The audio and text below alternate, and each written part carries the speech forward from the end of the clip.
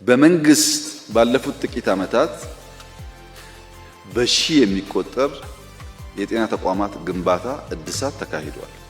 በሺህ የሚቆጠር 350 ጤና ኬላ ተሰርቷል። ከዚያ በላይ ነው። 100 ገደማ ጤና ጣቢያዎች ተሰርተዋል። ከዚያ በላይ ነው። 190 ገደማ ሆስፒታል ተሰርቷል። ስፔሻላይዝ ያደረጉ ደግሞ 11 ገደማ ተሰርተዋል።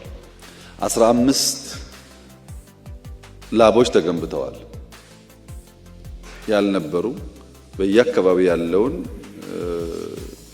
ልዩ ልዩ ዳታ አናላይዝ አድርጎ የበሽታን ትሬንድ የሚያሳዩ ላቦች ተገንብተዋል። 1800 ገደማ የጤና ተቋማት ማስፋፊያና እድሳት ተደርጓል። ተስፋፍቷል፣ ታድሷል።